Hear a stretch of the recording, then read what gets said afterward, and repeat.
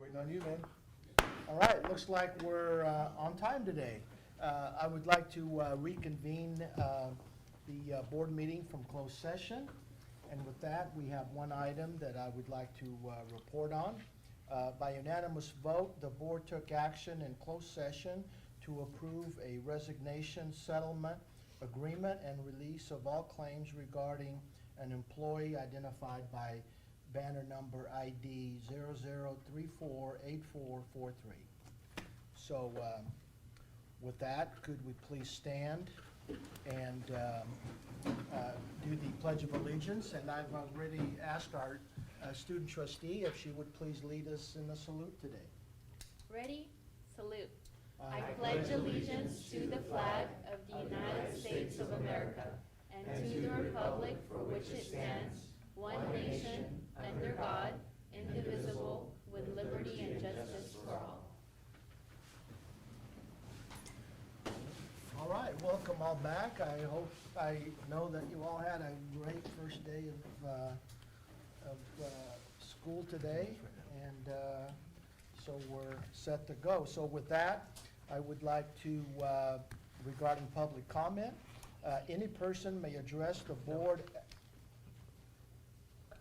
Oh, I'm sorry, I skipped, you should have hit me there, Mr.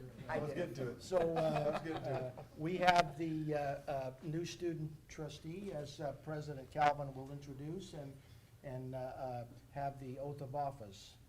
Our new student trustee, thank you, Mr. President. Our new student trustee is Rahab Boomzo. And if you recognize her, it's because she's been really, really active on our campus over the last at least 12 to 18 months. In fact, at our convocation, she was one of the students I said kind of took over our visit from the Board of Governors president and stole the show that day. And we're so excited to have her as our student trustee. So Rahab, if you could meet me at the podium, Thank you. we'll administer the oath of office.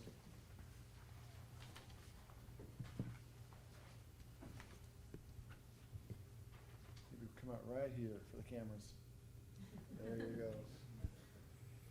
Please raise your right hand and repeat after me. I, Rahab Boomzo, I, Rahab Bonzo, do solemnly swear do solemnly swear that I will support and defend that I will support and defend the Constitution of the United States the Constitution of the United States and the Constitution of the State of California and the Constitution of the State of California against all enemies, against all enemies, foreign and domestic, foreign and domestic, that I swear and will bear true faith that I swear and will bear true faith and allegiance to the Constitution of the United States and allegiance to the Constitution of the United States and the Constitution of the State of California, and the Constitution of the State of California, that I take this obligation freely that I take this obligation freely without any mental reservation without any mental reservation or purpose of evasion, or purpose of evasion, and that I will well and that I will well and faithfully discharge and faithfully discharge the duties upon which I am about to enter. the duties upon which I am about to enter. That's about the best anybody's ever done.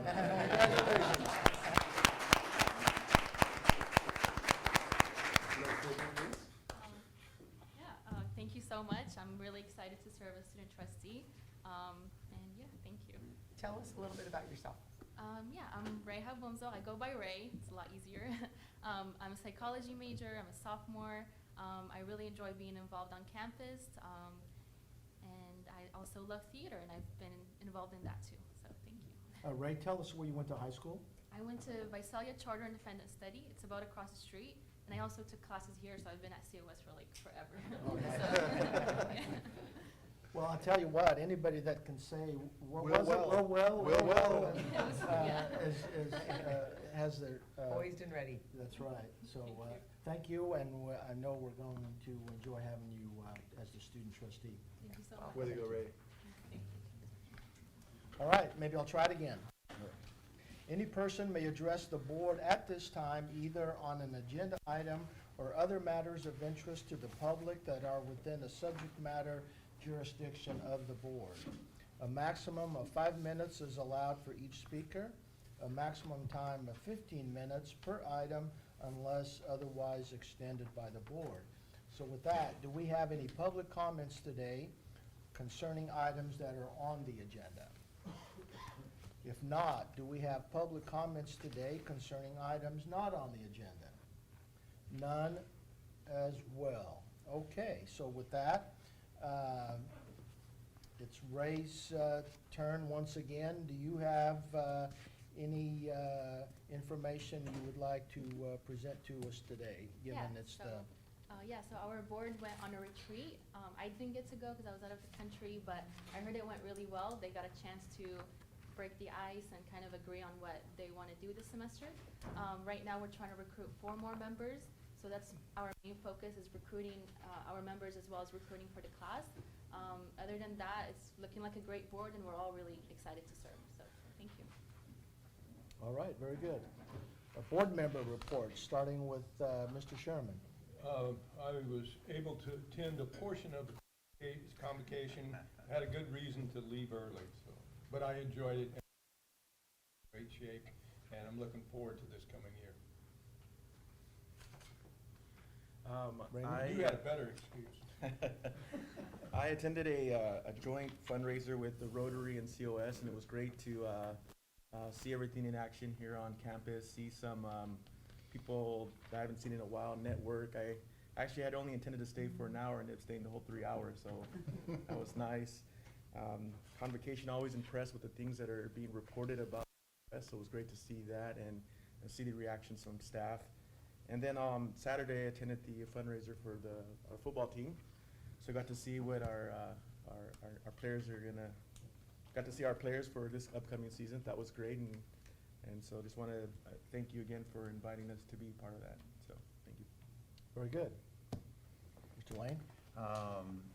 Attended on Thursday morning, I think it was a meeting, a district-wide meeting on meta majors that Dr. Oserna coordinated, and was very impressed.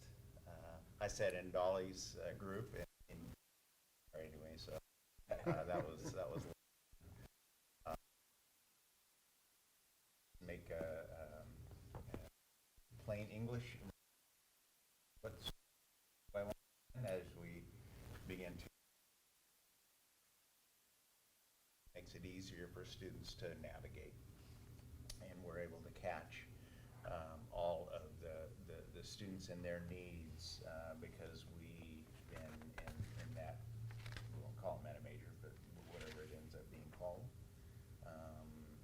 they get assigned various folks that are really just kind of want to put their arms around them and just do the best they can and point them in the right directions. So that was very well organized. And then the convocation, of course, and speaking of rock stars, I just have to say that we have got to have the best college president of any community college district. I mean, I was floored once again about the ease of which Brent just rattled off everything about the district and recognized individuals and all that, and none of that from notes. And he may have had one of those screens in behind his glasses or something. I don't know, I didn't see it. But exceptionally well done. Thank you, John. Exceptionally Appreciate it. well Thank you. done. And then setting the football fundraiser evening on Saturday. Well done. Athletics. Board member Cardoza? I echo the thoughts of the other board members. I was at convocation as well, really enjoyed it. And since Mr. Davis is here, I don't know if the recruitment in our local area is much different than just hear so many positive things in the community about sports recruiting local high schools, and just how happy those students are to come here and play, recruit the next generation or the next few years of athletes. So that goes. You have students going back to the high school saying, you have to go to COS and play sports. That's the place to be. And they make that decision based on another student's experience. I just think that's amazing. So I don't know if just there's the kids that are speaking out loud more, which I know is good, or what those numbers look like. Good job. I hear it from, not just in Tulare. I'm hearing it from our entire district. So appreciate that. Very good. Convocation was great. I'm always impressed by the folks that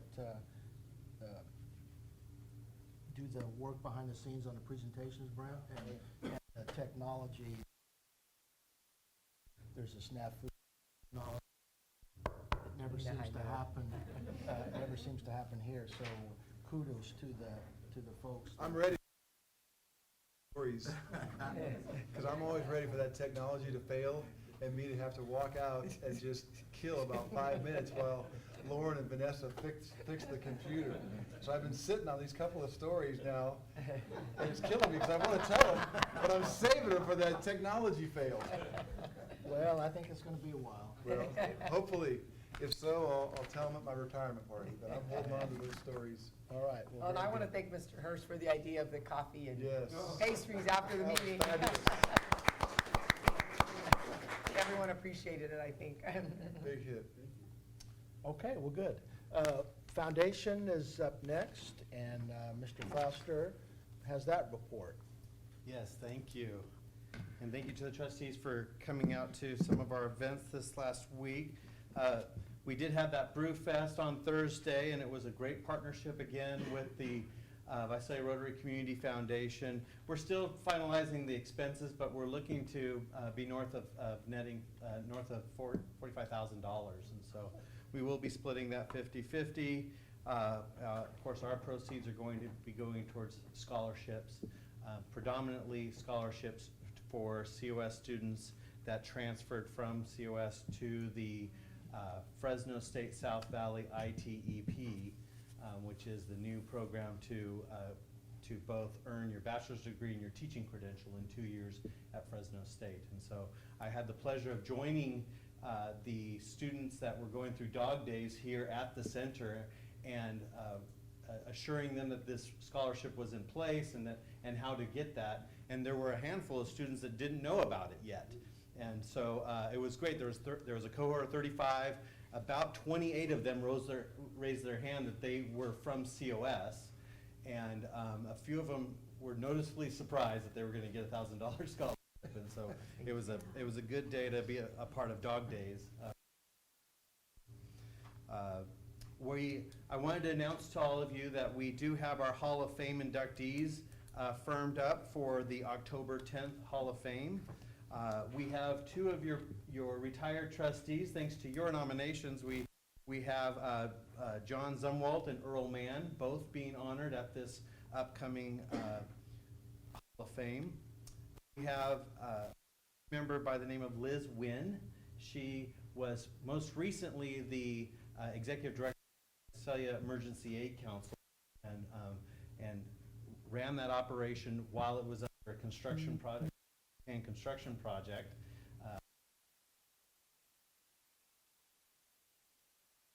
Delta Foundation. And she was nominated by COS Al. Knows her from when she worked in the office. She was 13 years old. So he's got quite. We have posthumously awarded production of Ralph Homan, who was a longtime art instructor here at the College of Sequoias. We have an art of his placed in here on campus, and he was nominated by former COS instructor Alfred Pietrafort.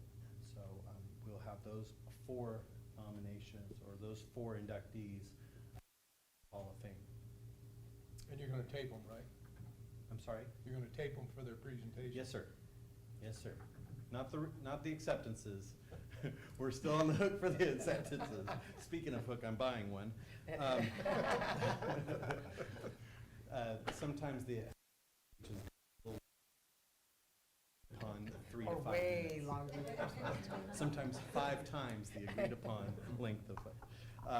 And then finally, I just want to let you know a recent action on the part of the COS Foundation board. The COS Foundation has committed to launch an alumni association, and I've talked about that. We are in a position to now approve a capital budget, committing up to $190,000 over those 3 years to initiate the alumni association. And that's a lot of money, but we're certain that over time it will pay for itself in spades. We know that an engaged alumni contributes to colleges in the areas of increased college publicity over alumni stories, positive alumni stories, volunteers to the college and to the foundation events, attendees to college events and programs, attendees to foundation events, and then ultimately donor prospects. They generate donor prospecting. And so the process of making up for essentially 93 years of not having an alumni association is going to come with costs of finding those folks from their contact information from when they pass through COS. So we have to go find them and then start reaching out to them and having a well-designed campaign to do so it's effective the first time out. So Are you hiring a consulting firm? Is that mostly what that's about? Or Yeah. what? Data gathering, the data appending, as we call it, and the developing the campaign. And then if you start doing the multiplier of even 20,000 people that you want to mail something to at $1 per piece, the printing cost versus and the postage, a single mailer can cost you 20 grand. So we're obviously going to do email as much as possible and social media and that type of thing, but we need to have some resources to do direct mail as well. Okay, questions for Tim? Thank you, Tim. All right, up next is accreditation report. Hi, everybody. I'm going to pass this out.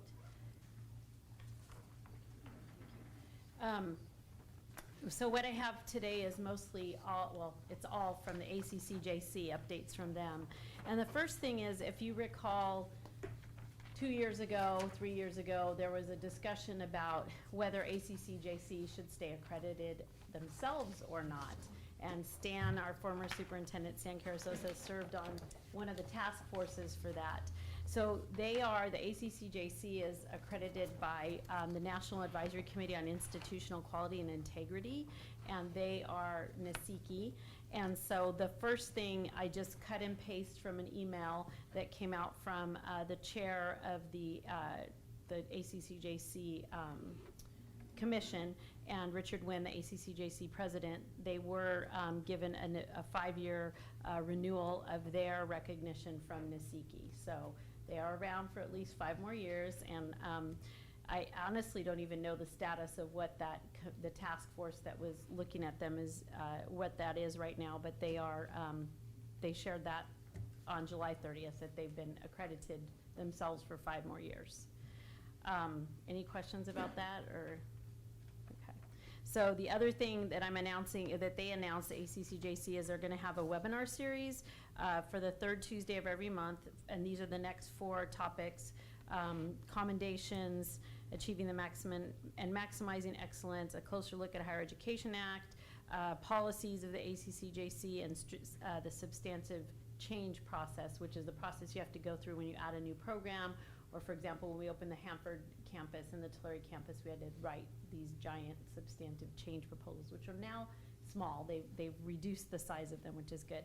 So I wanted to share that because those are coming up, and if you're interested, we have the links I can send you. But the first one, Commendations, Achieving and Maximizing Excellence, is next Tuesday, and COS is one of the 2 colleges that's going to be presenting there. So because of our commendations that we got at our I will be presenting on our governance. They picked commendation number 3, the governance and planning, and so we'll have an opportunity to share that with the whole state and outside of the state. There are other presenters we met this morning is from Hawaii, so it'll be really exciting to do that. I'm a little nervous, but it'll be fun too. It's just gonna be, I'm excited to share our story because I get to talk about COS 2.0 and all of it, how much that commendation really meant to us, and how much, we put into getting that commendation. So that'll be fun. So that is the accreditation report. Okay, very good. Jennifer, I just have a Questions? question. Do you have to go somewhere to present and then it's recorded, or is it No, live? it's a webinar, so I actually get to do it from my desk. We practiced this morning. Oh, Everyone. good. Okay, So so you the don't even have to one travel. presenter will be in Hawaii, I'll be here, and the JC staff will be in Novato. And Novato, I guess is how you pronounce it, but, and so we'll all be on the webinar, and everybody comes in from their own, Yes, where they got are. it. And you do it Yeah, straight to- from your desk? Okay, Yes. awesome. So I practiced lighting at my desk today. And I gotta clean up the desk a little bit, because you can see all the paper in the back, but it'll be So fun. nobody bother Jennifer From on, 11 to 12, do not on knock on my Tuesday. door next Tuesday. Make sure you're. Call in, yeah, call me, by knock on the door, step You have in. windows in the background, we can Yeah, just peek in. exactly. All right, Good luck. All right, very good. thank you. Looks like President has several introductions to make. President, and for that, we'll have Vice President Lacerna stay at the podium, but we are so excited for you to meet these 6 faculty members, as well as our new Director of Student Success. Jennifer and I were talking earlier this afternoon as we were looking at these 5 and just remembering just the breadth and the depth of talent that we interviewed this spring. And these 6 individuals really illustrate that, and just excited for you to meet them. So with that, I think Dr. Lacerna will introduce the deans who are going to make the introductions. All right, so it's like 25 now, I think, that we've hired 25 new faculty, and we are really, like Superintendent Calvin said, excited. And we were talking about all the things you all have been to this week. Well, 2 weeks ago, there was a career technical education week-long seminar workshop for new CTE teachers that Dr. Russell helps host that. So several of them were here for that. But this week on Monday, and Dr. Teller just walked in, they had FEC orientation all day with Dr. Teller, then a lunch with Costa. And I had so much feedback, positive feedback from the faculty on Dr. Teller's presentation and his humor and just everything he brings into orientation. Then they had a 2-day teaching boot camp that Dr. Nolan put on. So they spent 2 days with Dr. Nolan learning about teaching and getting prepped for COS. And then they had to go through a lunch with me, and as I oriented them to academic services. Then they attended the meta majors, and there were several other workshops during that day. And then Friday they joined us for convocation and division meetings. So we're going to introduce them tonight, but I imagine they're going to want to run out as soon as they're all introduced, because they're probably still prepping for classes for tomorrow. So I just wanted to let you know all of that they've been through and all the work COS has put into getting them ready. So I'm going to ask our Dean of Arts and Letters to come up and introduce our first 3 faculty members. Hi, good evening. Thank you. So 3 faculty members, we're really excited about all 3 of them, and lots of good things in store, I think, for our students. The first one, Emily, would you come up, please? Emily Fraze came for us. She received her BA in English from Fresno Pacific University and went to get a single subject credential through the Tulare County Impact Program. From there, she taught full-time for 6 years in Fresno Unified and Clovis Unified, both high school and middle school levels, while earning a master's degree in English, Rhetoric, and Writing Studies at Fresno State. Her most recent research interests include disciplinary literacy and digital pedagogy. While she's not teaching, she's reading student writing, thinking about curriculum and new ways to teach, running, escaping to the mountains, or spending time with her husband and 6-month-old daughter. This wasn't in my notes, but I believe she was also a college athlete.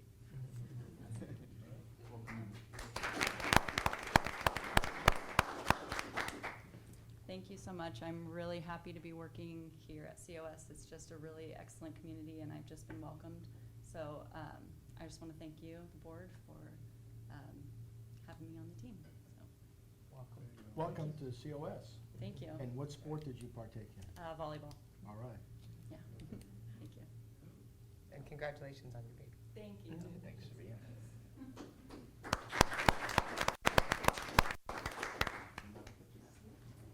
Hi. And our next English professor is Monica Urban. Monica comes to us from her postdoctoral fellowship at the University of Houston. While there, in addition to teaching classes and training graduate students, she was awarded grants for her digital humanities and service learning projects. She received her PhD in English from the University of Miami and her BA from the University of California, Santa Barbara. Her teaching and research focus on American literature with special interests in gender, race, and material culture. She has articles forthcoming in the Times of Higher Education and the Emerson Society papers.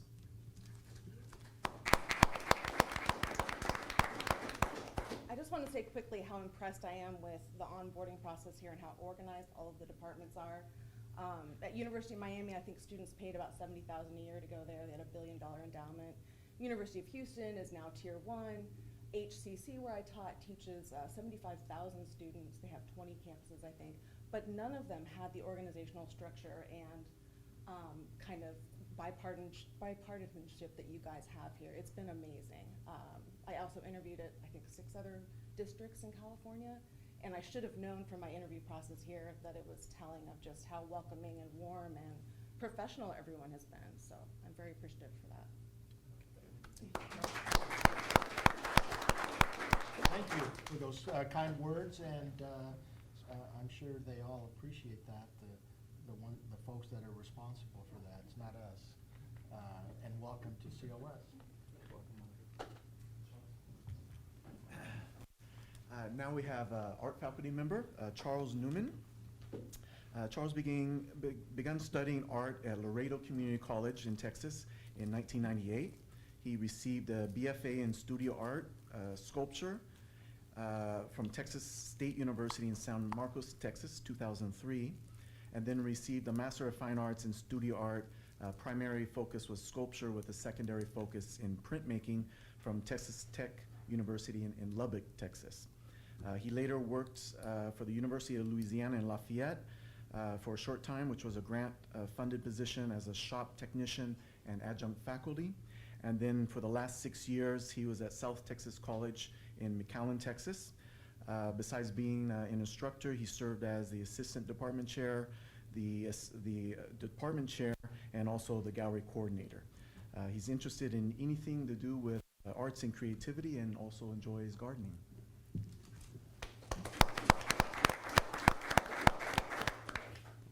Thank you very much. I'm very happy to be here and really grateful for this opportunity, and promise to always do my best to strive for student success and to mentor each student all the way through their educational path. Well, thank you, and welcome. Question, Yes. how did you hear about COS, and why did you come all the way out here? Well, I was a department chair, so that kind of weighs on you after a while. Oh, you were department chair here? No, in South Texas Oh, College okay. in McAllen. Started as an instructor, but then took on extra roles, and then more extra roles, and more extra roles. But I found out about COS through Mr. Richard Levin, and it's also not very far from my wife's parents' house in Paramount. So it's in the vicinity of my in-laws. That's always good. You know, they're not that close, but they're close enough. So that's what I meant. Well, welcome. Well, thank you very much. All right, I'm going to ask Dr. Jessie Wilcoxon to come forward and introduce our next person.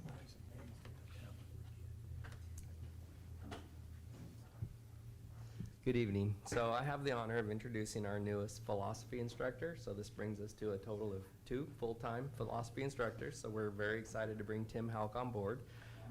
Little background, Tim earned his Bachelor's of Arts in Philosophy from CSU Sacramento, his Master's of Arts in Philosophy of Religion and Ethics from Biola University, and then he went on to get his PhD in Philosophy from the University of California, Davis. Before moving to COS, he was working on a postdoctoral fellow in Medical Humanities and Ethics at the University of Texas Health Sciences Center, and he has also previously taught at UC Davis, Sacramento State, and Sierra College. So I told him he had to say a few things, so he decided to keep it at that. So I'm going to turn it over to him. So please join me in welcoming Tim to COS. We're happy to have him here. Well, thank you so much for having me. I'm thrilled about this opportunity. I was going to take some time to talk about how great the onboarding process was, but that was already mentioned. So, but it really has been, and I could tell from the interview process and from then on that the school is special. And I feel like I can say that now that I've signed my contract and I'm hired. I'm not just trying to earn brownie points. It's just really been phenomenal. So what I forgot to mention on that list is I started at Sierra College, which is just outside of Sacramento, and wouldn't be where I am today without my community college experience. So it's been the whole time a dream of mine to be back a part of community college system. And my wife and my family are from Northern California, so we're thrilled to be out of the Houston heat and back here. And yeah, excited for the semester. And actually I have our student trustee, Ms. Boomzo, in my ethics class today, so she'll hold me accountable. Lucky you. Welcome. Thank you. Welcome. Dean Lubin, Richard over there said, I think we're bringing everyone over from Texas. So I think he started the movement over. So the rumor that all Californians are going to Texas is not true. It's not true on COS, right? Right. And so I'm going to invite our athletic director and associate dean Brent Davis to come up. And I told him earlier he needs to show up to more board meetings. He gets accolades through the whole beginning of the meeting, right? So he'll introduce our basketball coach. Yeah, it was a little embarrassing. I almost ran out the door, but just wanted to say thank you guys first for the kind words, and I really appreciate it. You guys are always so involved in what we're doing in our athletic department and our fundraisers and all that. And I just wanted to say thank you. Your presence is always noticed, and your support is greatly appreciated. So thank you. Wanted to introduce our 15th basketball coach in the history of COS. It's Dallas Jensen. I think we're coming up on our 92nd season. Really excited to have Dallas on board. He comes from Gavilan College, where he spent the last 2 seasons as a head coach, and I'm trying to phrase this nicely. Gavilan College hasn't had a lot of success. In fact, I believe they had 17 years where they lost 20 or more, and Dallas came on board over the last 2 seasons and went 51-8, right after coming off of a 4-20 season. It became apparent during the interview process or the recruitment process that Dallas rose to the top, and we had a very competitive pool until we interviewed this guy, and I think he just separated himself. But besides all the winning and all that, he really demonstrated his care for students, an ability to help them navigate whatever personal issues and whatever issues they have in class. Was able to demonstrate that, and we were able to confirm all that. He comes from good stock. He played basketball at San Jose City for COS Hall of Fame member Percy Carr from Tulare. Played for Percy and actually coached and taught there for Percy for a while. Ended up at Gavilan, and we were lucky enough to hire him. So really excited about this one to see what we got here. I watched us practice a little bit today, and I think we're going to have a pretty competitive team. So anyways, without further ado, Dallas Jensen. Thank you. Yeah, I just want to say thank you, obviously, for starters. It was really interesting. When we moved back to California a couple years ago, I thought we would be happy and situated in Gilroy for years to come. And my wife and I, we have 4 little ones, and thought that we were done moving. Lo and behold, had this opportunity to come to COS, and I remember calling my wife after the initial interview, and then again over the course of the summer. We're still transitioning, waiting for our house to close. But I would call her and just say, babe, I think we're making the greatest decision ever. So I know we're really, really excited to be part of this community college, part of this family, part of this community. And I know my entire family feels the same way. So just very, very appreciative of this opportunity. Welcome. Coach, so just a comment or a question. I noticed that you brought on a young man from Lemoore that I saw. So. Yeah. Probably took him right away from West Hills, number 1, which is good. Absolutely. But that it's in keeping with Board Member Cardoza's recruit locally. But I got to tell you, when you beat Fresno City by 1 point, I don't care if it's a local person or somebody from Texas. as long as we beat them. So, You know, it's funny that you say that. You know, the school I came from, it was red and navy blue. And as soon as I took this job, I went home and all of my red was immediately removed from my That's what I'm wardrobe. talking So we're ready for that. Hey, that's what I'm talking about. Thank you. thank you. Oh, my God.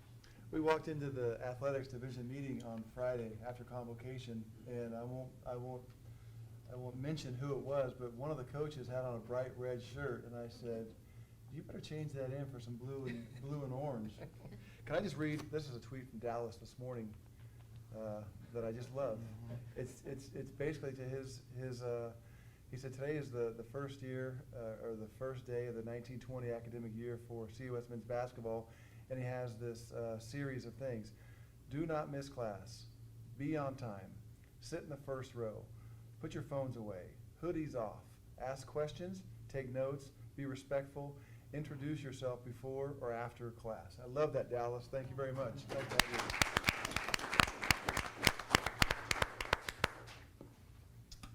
Okay, is that, we, One We have- more. We have a Yes. manager to meet. For that, I'll welcome up Vice President Jessica Morrison.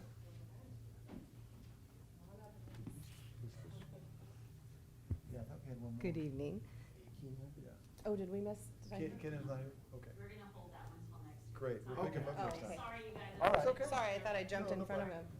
You know, Dallas, if you don't mind, we might copy that for student services and plaster that everywhere, if you're okay with it. We'll put your name on the bottom of it, okay. Come on up, Elise. She's hiding behind me. First of all, I'd like to thank President Calvin, President Stan Carasosa, and the board all of these years, because when I first came into student services under Brent, I think we had four managers that covered the 24 departments in student services. With Elise, this brings us up to 15. And I think without the support in student services, we wouldn't see kind of the big goals we've been achieving in our certificates and our awards, and just lots of the services that we're able to provide to the students. So I really appreciate the value that this district puts on student services. And I can tell you from experience, not all districts do that. So thank you very much. You may remember, I think it was in June, we introduced Dean Juan Vasquez, who took one of the new student services dean positions. And so with his hire left a vacancy, which is the director of the Student Success Program. And the Student Success Program is our program that works with our disproportionately impacted students. We strive to close that achievement gap and even out the playing field for all of our students. And so this is the role that I'm talking about today, that Elise will fill. So I'm going to read this because Elise has been with us at the college since 2006 and has held, I think this is your 5th position, but that's a good thing. They're all in line with promotions as she's gone. So not only is Elise a graduate of the College of the Sequoias, she's been here, well, since 2006. She began her career as the clerical assistant for the public safety program in Hanford and was there for about 5 years. Elise then transferred to the Visalia campus and worked for Dr. Lacerna as her administrative assistant. She's a little proud over there, of Dean of Arts and Letters. But then I felt like she needed a better challenge, Jennifer. So she came over to work under student services. That's where people want to be. Just kidding, just kidding. She was with us for several years. And she served I say this was a promotion, although I don't think her pay showed it, but she had to work for 2 deans of student services. Stephanie Collier and I were her deans at the time, and I honestly cannot imagine that task of working for both of us and then kind of being the sister and mother figure of all people that work in student services. You know, though, during that time, Stephanie and I would always talk kind of behind Elise's back for a while and then to her face to really encourage her, as much as we didn't want to leave her and lose her, to go work with students, because we could see that's where her strength was. If a lost student came through the hallways, Elise was had the radar for it, walked them to every department, really understands the struggle of a first-generation student, and just really her strength and calling is in working with our students. So soon after, we encouraged Elise to apply for the Student Success Coordinator position, which works within this same program. And Elise was one of our first hires, has been there since the inception of the program, understands the ins and outs, the trials, the tribulations. I am sure over the years has seen things that if she were in charge, she could change or improve, and so no pressure, but you're in charge now. During this time as well, that was really impressive. Elise not only completed her associates while on the job, her bachelor's degree, and most recently her master's degree. And I can tell you, we never knew the difference that she was going to school. It didn't affect the workload at all. She wasn't an employee that you caught studying at her desk, and that's partly because student services never sleeps. So you had no time, also while raising a very young family. So we are thrilled. I know Dr. Lacerna and I are just giddy over this, and I think you're going to be amazing in this role, and you're ready for it. So, Elise Garcia. Okay, I just want to thank everybody, President Kelvin, Vice President Morrison, Jennifer, Dr. Nolan. I really wouldn't be here today if it weren't for any of you guys. I'm just really excited for this opportunity and honor. Thank you, and congratulations. Thank you.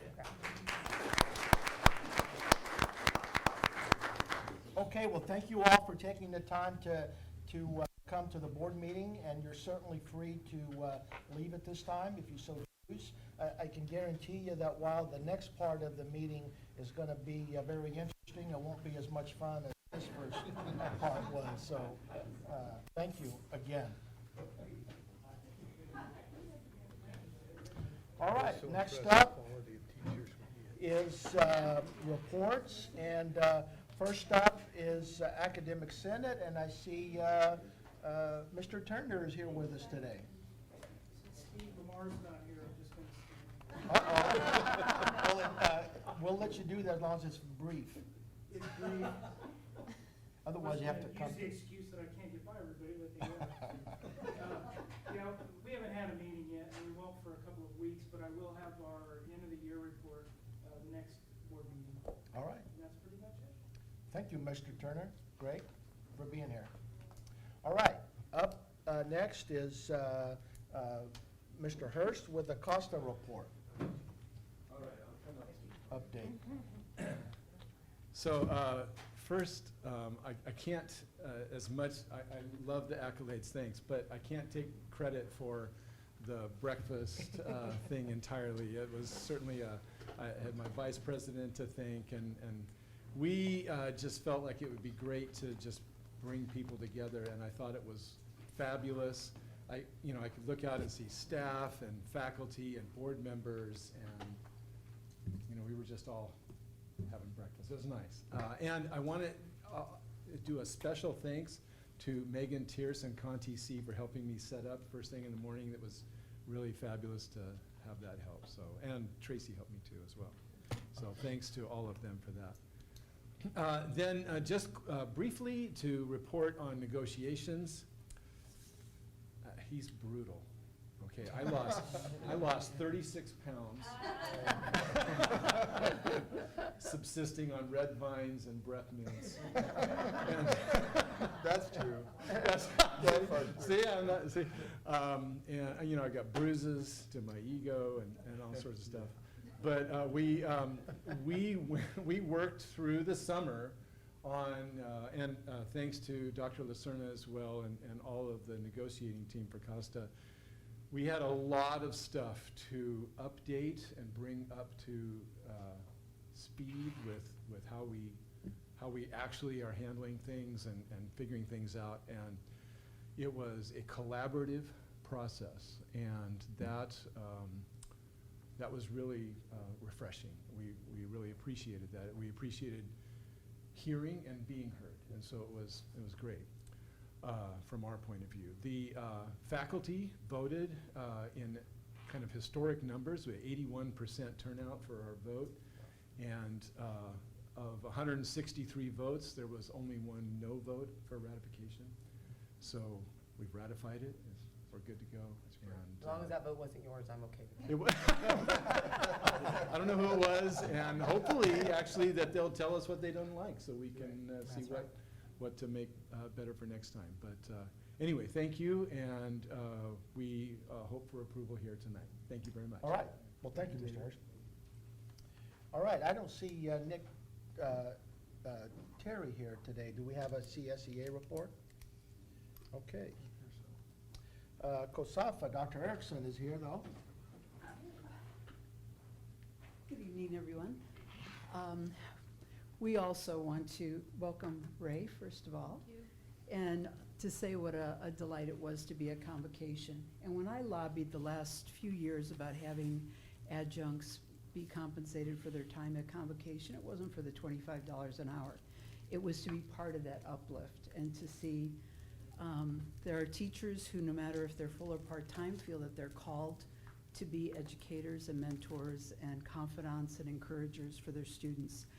And they come because they get a delight in being part of something and to feel that they get to experience and witness firsthand, not through emails or announcements what happened, but to actually see it. And I think, I said this to President Calvin, I don't know if I've ever seen anyone do it better in terms of being able to thank. Garrison Keillor did about 2 hours of just singing and giving his music and songs. Yeah, I'm and not gonna sing.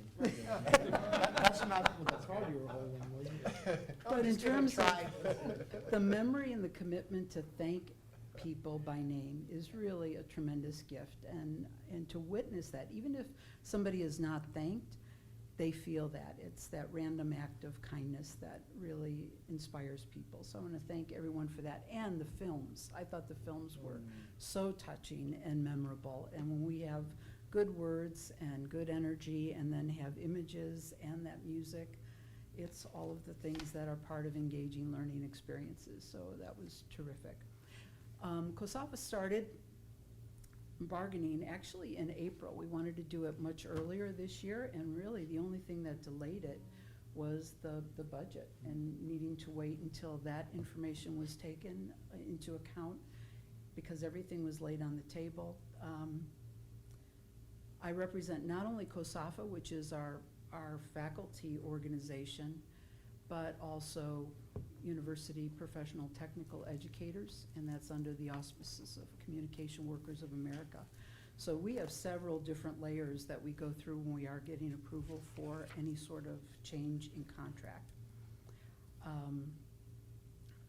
The one thing that's interesting, and we'll have to tell former trustee Mann about this summer, California, one of the universities, Dominguez Hills, has done something that has never been done before. They have decided to pay all part-time and full-time instructors the same price per class. Now, there'll be additional increments for full-time faculty members, but in terms of what is paid per class when the class is taught, and that's something that he lobbied for 15 years. So I think it's interesting that we're starting to see that, and there's more and more articles in the Chronicle of Higher Education that talk about that shift to recognize not adjuncts, but to recognize professors who serve on a contingency contract. That is the new language. I don't know how we're going to fit that into our acronym, but that is actually what is being talked about.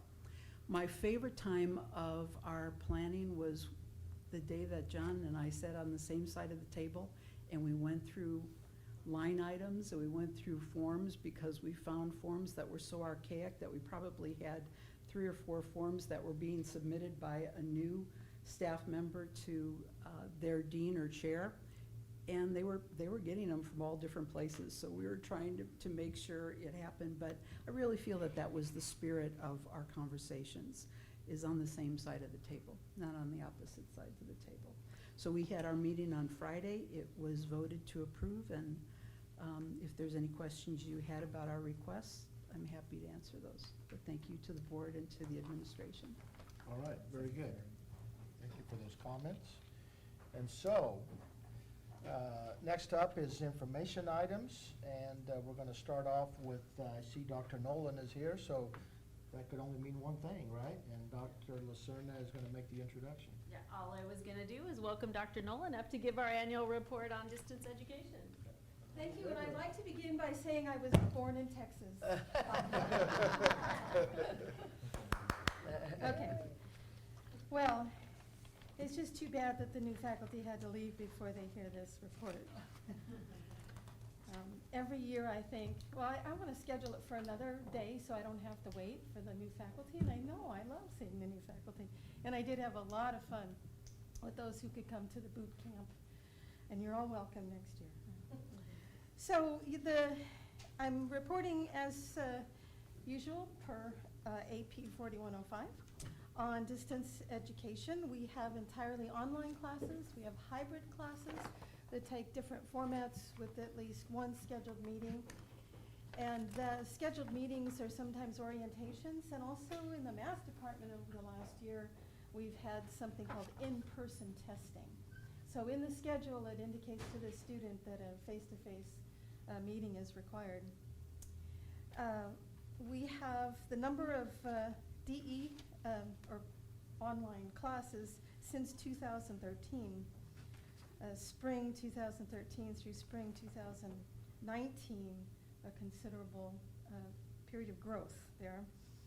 2013 through summer, going from none in summer of 2013 to 70 this last summer. And this fall, we are scheduled for 165 sections. The jury, as they say, is still out with the implications of AB 705 and our math and English classes that are being held online with support classes, non-credit support classes. So we're waiting to see how that goes. I hope to be able to report on that for you next time. Our annual FTEs increased by 25 over last year, so moving on up. Jennifer calls us the fourth campus. It's on the website, so it must be official, must be real. So I do a success rate analysis every spring and share it with the faculty and offer talking points for faculty to use to engage in the discussions about improving our success rates. And overall, the gap still exists between distance education classes and their counterparts on the ground. So this analysis is not about all of COS courses on the ground compared to all of distance ed. It's course by course, so accounting 1 on the ground and accounting 1 in distance education format. So it's a little bit more fair comparison. So you can see the gap for Business 297 is interesting because it's actually a higher success rate in Business 297 online than it is on the ground. I don't know how to explain that. But then it goes down. Ethnic studies, 33% difference between the grades C through A and below C. So it's interesting to take a look at it. It provides our faculty leaders and our administrators with some data to talk about how we can improve things. And of course, I'm always there to try to help everybody. The support for distance ed students and faculty is going strong. We have the Student Help Desk in the LRC, the Welcome Center, the Hanford Hub, and the Personnel in Building A are all in Tulare, are all trying to help our students get into their classes. That's the biggest hurdle. And I expect over the next week, I've been getting phone calls since last Friday, over the weekend and all day today. How do I get into my online class? How do I get into my online class? So I've got help with people answering those questions. Once they get started, they don't seem to have too many problems, especially with technology. And I do have an answer for you, Brent, as far as the worry about a technology failure. Mm-hmm. Take up the guitar. Just keep it in the corner. And you can always take it out and we'll sing. Oh, no, you said you didn't want to sing. Okay. All right. Canvas technical support is available 24/7 for students and for faculty. They have 2 different telephone numbers. But I told the faculty some time ago I'm not working 24/7 anymore, so they call Canvas. I do support the faculty. I teach them how to use Canvas. I teach them how to teach online. That is my expertise. So I'm enjoying working with them, as I'll tell you about in the online teaching certification section. Our out-of-state students are something that we need to monitor for federal purposes. We have to ask permission from a state if we're going to be doing business in that state, doing business in quotes. We're not really doing business in other states. So for last year, we had 5 students who indicated that they were in another state and they were taking our classes. But we're never absolutely certain about that number, but 5 or fewer, I'm not too worried about. The state authorization regulations from the federal government are still in flux. So it's my understanding that by monitoring these numbers on a regular basis, we are in compliance as much as we possibly can at this point. The online teaching certification program is going strong. For the first time ever last spring, I offered 3 different versions. When I first developed the online teaching certification program in 2011, I used the Distance Ed Committee, DECOS, as an advisory group, and they said, no, absolutely, it's got to be totally online. So it's totally online until last spring. And it's good on the ground. I had like 45% completion rate in the on the ground class. The hybrid was pretty close to that, 40%. The online, under 25%. It is still the most popular choice, so I am going to announce the online teaching certification program to begin after Labor Day, and I can tell you that I will have 30 people say I can do it online, and I'll have 10 people say I can do it in the hybrid format, meet with me once a month for 2 hours, and then I'll have maybe 8 people in the on the ground one. So I'll report on that next time, but I'm pretty sure that's what's going to happen. The distance education plan was approved through the governance groups in the spring of 2017. We're in the 3rd year of that, and it's the Distance Ed Committee's responsibility to monitor the report, and we have done that. We distributed the report again through my monthly newsletter, which is my method now of communicating with all the faculty, well, actually the entire district. It goes through the e-news. And because of the plan, we now have an administrator for distance education. That's Mary Catherine Oxford. And we also have a Canvas administrator in our technology services. So we have a lot of technical support. So I really want to thank the district for the support that makes my job a lot easier. Canvas is used by most COS instructors, and it's my understanding that if you're not using Canvas, your students will tell you they want you to use Canvas. So we had quite a number of courses used, almost 800 courses, 325 individual instructors using Canvas. This was as of the end of spring, almost 10,000 students using Canvas.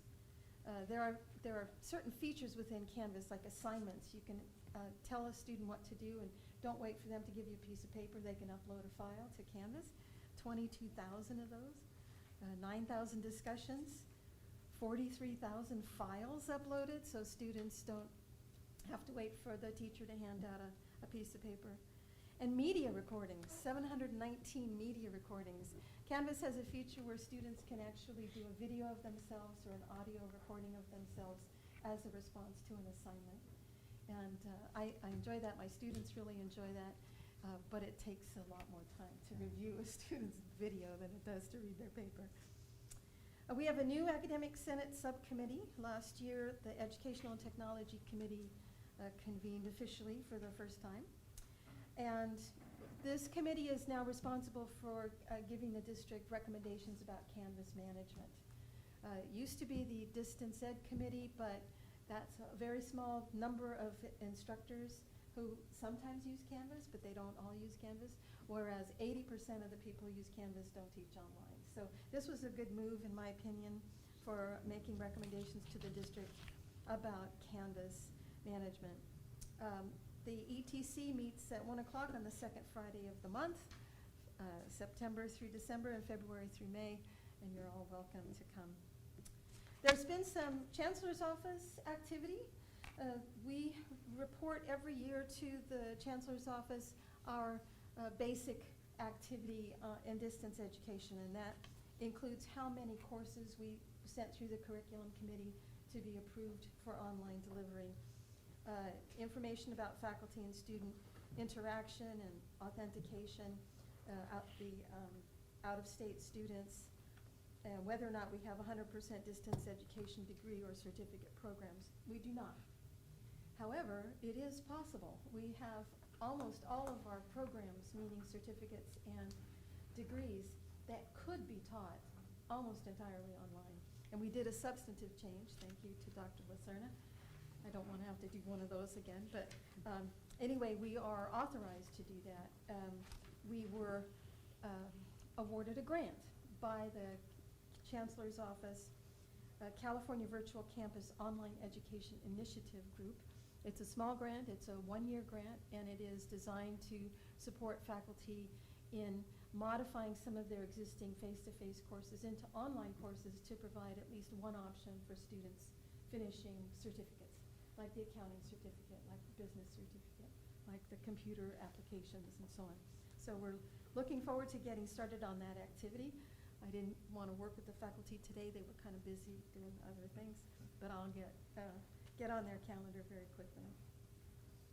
So the goals, basic goals for that online pathways grant is to increase online course offerings, create pathways for students. So we're going to market pathways. Did you know this is an option for you if you're some of them are working, for example? We want to increase enrollment, increase student completion and success, and increase the use of OER-ZTC. That stands for Open Educational Resources, Zero Textbook Cost. And we are really looking forward to working with instructors to let them know about some of the options that might be available to them to select vetted, high-quality instructional materials and textbooks that can be available to our students free or at very low cost. So we're going to be pretty busy this year with that grant. Yes, sir. Does the Chancellor, are they still doing their online college, and has that affected you in any way? I believe it's still going on, but no, it has not affected me. It is designed for an entirely different student population, and the structure is very different from our existing community colleges. So the online teaching conference was held in June in Anaheim, and I've been to Disneyland enough, so I didn't go this time. I grew up next door, you see. So anyway, the new chancellor of that particular college was the keynote speaker, and the archives have just been available, so I'm going to watch her speech online. Well, I was just curious, Yeah. because I haven't heard anything recently about it. So. This is the first year they're trying to, this is their implementation year to start offering classes next year. Oh, so it hasn't actually started yet? No. God. There's Yes. a lot of pushback about the new online college, and there's actually the Statewide Academic Senate recently submitted a request to the Board of Governors to ask them to do some better oversight of that, including that they're not required. There were two things. One, they're not required to be accredited, yet they're offering courses and programs, so they're asking that they be accredited. And second, one of the things from the beginning is they were going to be in non-compete mode, but they are going to be offering a certificate. So the Statewide Academic Senate is asking, how is that not in competition with what the schools are, what the colleges are doing? So there is a lot of discussion still happening around that. It is a work in progress. Apparently, I'll keep my eyes open. Well, good report today. Thank you, sir. Okay, other questions for I Dr. just have one, Mello? I have Yes. one comment, only because you talked about the media uploadings. My son took a communications class online, and I said, well, how could that be? How are you gonna learn how to give a speech if it's online? And he said, Mom, it's way harder to give a speech to your friends than it is to a class of people you don't know. So he had to give his speech to his friends and record that they were in the room and then send it to the teacher, and he said that was way harder because they were making him laugh, and so he said, I said that speech so many times, so anyways, Oh, that's that's why great. there's so many Okay. recordings. That's great. Thank you. Thank you, Deborah. I didn't even know they could do that. So we've been, Superintendent Calvin and I had the opportunity to interview full-time temporary librarians this last week who will come in and work on that new grant. And it was really exciting to hear all of their ideas about these, having classes that are completely free to our students. So with the College Promise and with zero low-cost textbooks. I mean, the advantage to our students, especially in this area, will be huge as we work through that over the next year. So excited about that grant and people coming in to help us with that. All right, well, thank you, and we'll transition into our next report. So we do annually, our COS Training Resource Center does a report to the board, and so Jorge Zagare is our director, and he's going to give you the update on what we're doing and what's happening there. So. Good evening. Welcome back. Thank you. Since my last annual report, we have 2 new trustees. So as a benefit to the new trustees and a refresher to the existing trustees, I would like to give you an overall overview of what we do at the Training Resource Center. So you have a better idea of the work that we do at called the TRC, the Training Resource Center. In the community college system, there is a function known as part of workforce development as contract education. In the term contract education comes from the Title V California Code of Regulations as well as the California Education Code. So that's where the term comes from. But depending on the college, it takes on a different name. At Fresno City College, it's called the Training Institute. At Kern Community College, it's called Economic and Workforce Development Programs. I believe West Hills doesn't have a formal contract education unit. And at College of the Sequoias, we gave it the name of the Training Resource Center. Now, the workforce development trainings that we provide at College of the Sequoias through the Training Resource Center are customized training, not for credit, and fee-based. And let me explain what that is. What we mean by customize is that we can customize the content of the training, the duration of the training, or even the delivery of the location of the training. Just as an example to illustrate the meaning of customization is that one of our popular trainings is called Frontline Supervisory Training. So we have an employer, local employer, Saputo Cheese, wanted the training, which is 36 hours, but they wanted the training to be delivered on a 8-hour format. So we ended up providing that training as a 4.5-day training. Now we have the same training, 36 hours, that we deliver at Sierra View Medical Clinic in Porterville, and they chose to have the training as 3-hour modules once a week for 12 weeks. So we can customize, again, the duration, the time of the day, and also the location. Most of the trainings that we provide at the employer's location, although we have the ability to deliver that training at College of the Sequoias as well. Now, not for credit. The trainings that we provide do not earn college credits, so they don't go into a college transcript. And the piece about fee-based. The Training Resource Center is not funded by the district, so the Training Resource Center has to generate its own revenues to be able to cover all operating expenses, including salary and benefits.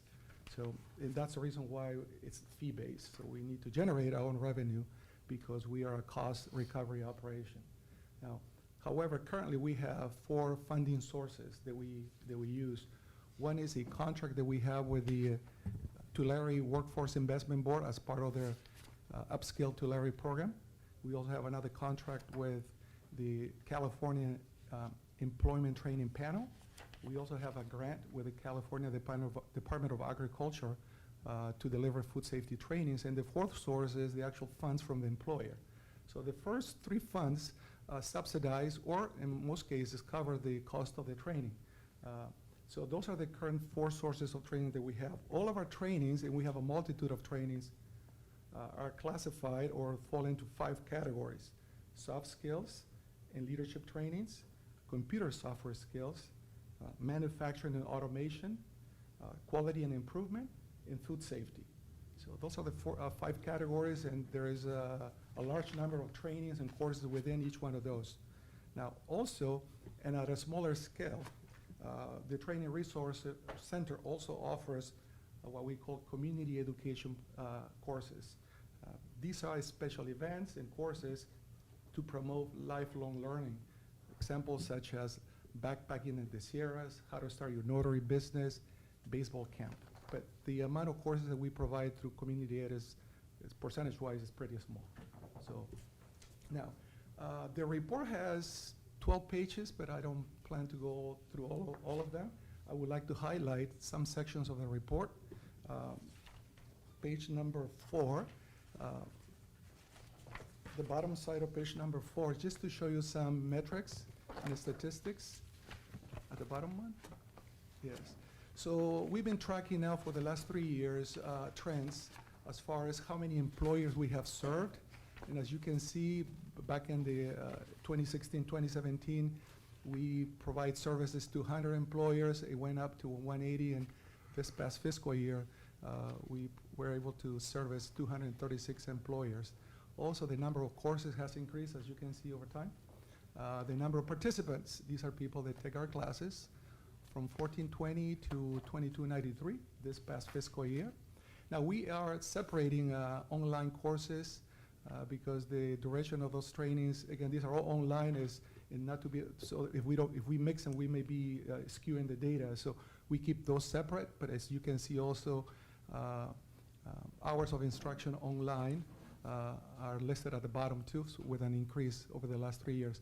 So the trend shows about a 31% increase in employers served from last year and about an 18% increase in participants from last year. The next pages have some graphs that you can take a look at it so that you can see those trends in a graphical format. Also, if you're interested, we also break down the number of participants by industry sectors, so you can see who are we servicing in the area. And also we list a sample of employers in case you know some of them. Some of them are large. I think I mentioned Saputo Cheese. We also work with most of the food processors in the area. Leprino, California Dairies. Let's see who else is there. Land O'Lakes, I believe. In Conair, which is not in the food industry, but Marcus Brothers. You may recognize some of these employers in case you were curious about who do we provide services to. The next page is the type of courses that we provide. So we have a category that we're promoting, that we've been promoting quite a bit. It's in the area of food safety. So we have a large number of food safety courses that we provide, partly thanks to the grant that we have through the California Department of Agriculture that is specific to the specialty crop farmers in the area. Now, in the last page of the report, you will see the financials.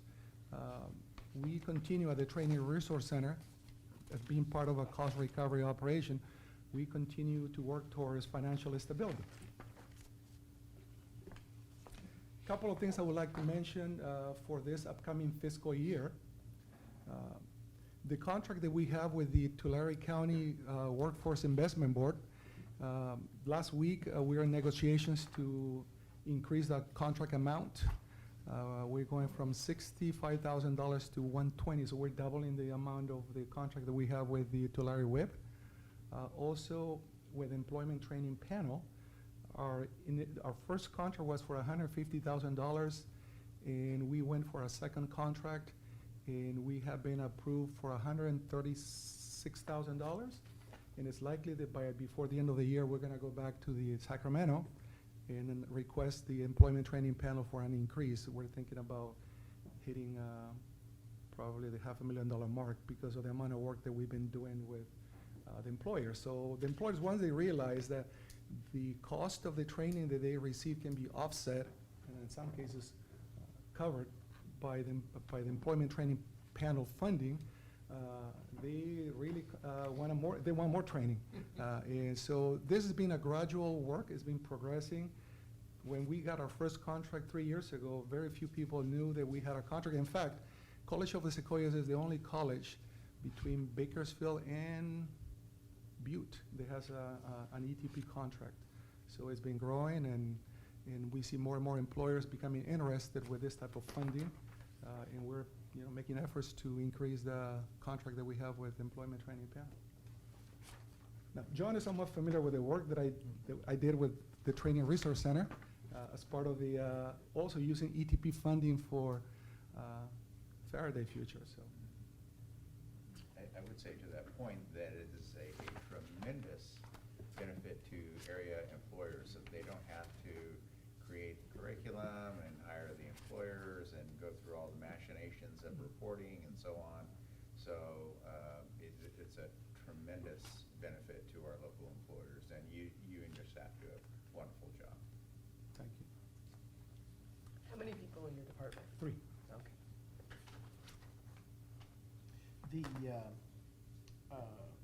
The deficit that's incurred, how is that made up? Does the, We have a bank reserves, and we Okay. use that to cover any deficit that we may have in a particular year. And the deficits are dropping too. Yes, quite they've a been, bit. the deficits have been dropping Yeah. significantly. So our goal is to break even and what I call financial stability. This is the 5th year that I present this report.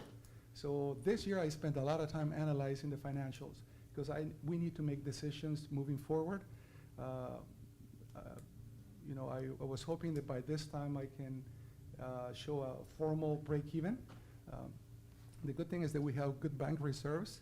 And at some point, we would like to replenish those reserves.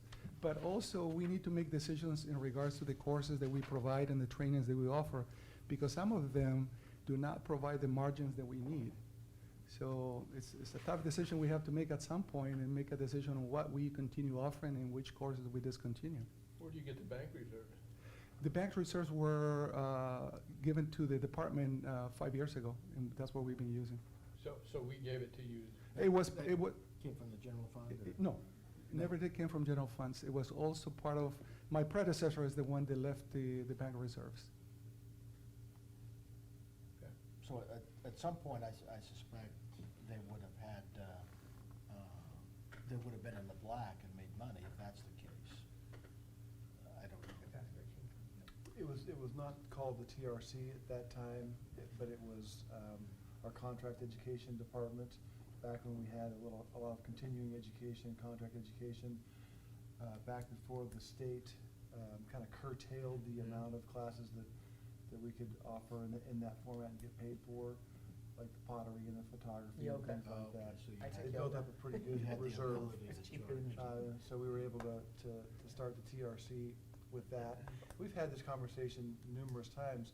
The TRC is one of just a very few cost recovery programs that we have on campus, and it's fabulous, and Jorge and his group do a great job of closing that gap. But at the end of the year, even like this year, a $50,000 or $60,000 deficit, if you were to ask us, you know, would we spend $50,000 to be able to have 2,500 contacts with individuals and 250 different employers Right, that in the people will- region? That's pretty good bang for the buck right there. I mean, we're hoping to close that gap, but even if we don't, it's money pretty well spent. Well, if you notice, the previous fiscal year shows a deficit of $6,000. Yeah, no. That should have been reversed with this year, so it shows a nice progression. And the reason is just when The timing. transactions are posted. The timing of. In fact, the deficit this year is less because when I submitted the report, that's the information that I got from Banner. Yeah. So You it's still a had little, some- it's less. You but- still had some revenue to come in. Yeah. like that. yeah, mhm. Well, I think listen, you- I think you're doing a great job. Your report is excellent because it kind of gave us all a little insight as to exactly what you're doing and how you do it. And so, I concur with Brent. I think you and your folks are doing a great job.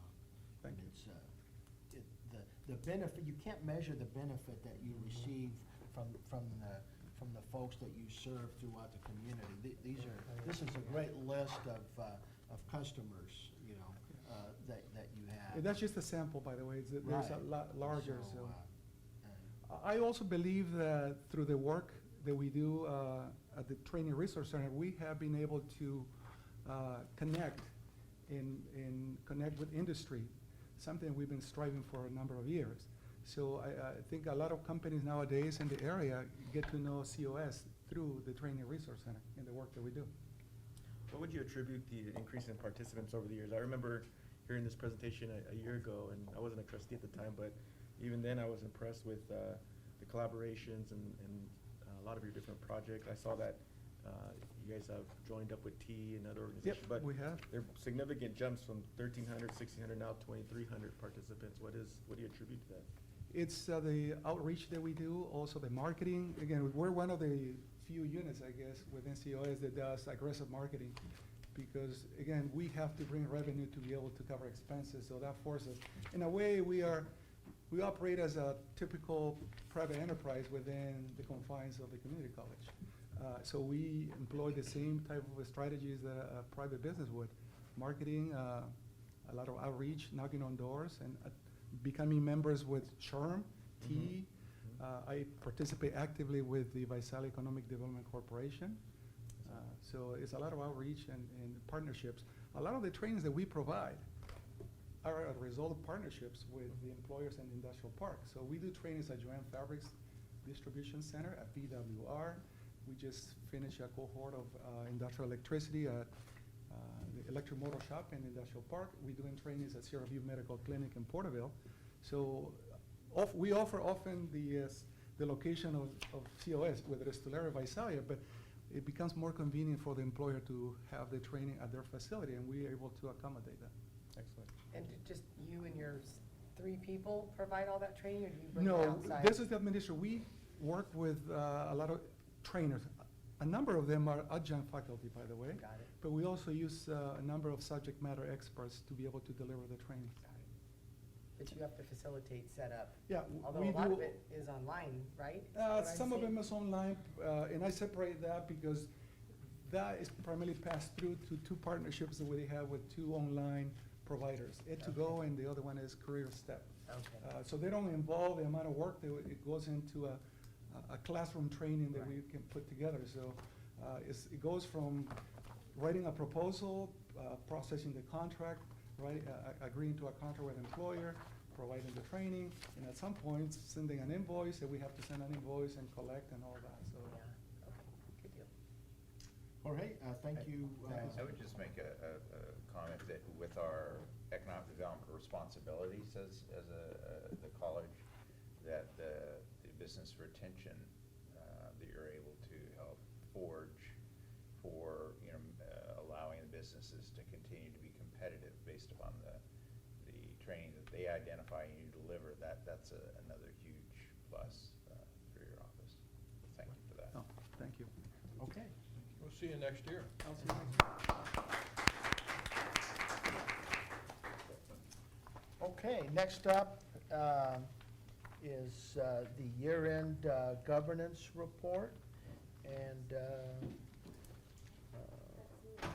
Ms. Morrison is going to that. Okay, so this is going to be just a quick shout out on the annual assessment of our decision-making process, especially pertaining to, or only pertaining to District Governance Senate and the committees that fall under this committee. This is just our way of closing the loop, as we learned in accreditation 6 or 7 years ago, that we need to improve on this. So this is our way of not only closing the loop, but then it helps us to our initiatives and how we improve. So it's a bit hard to see, but District Governance Senate has 4 committees underneath it.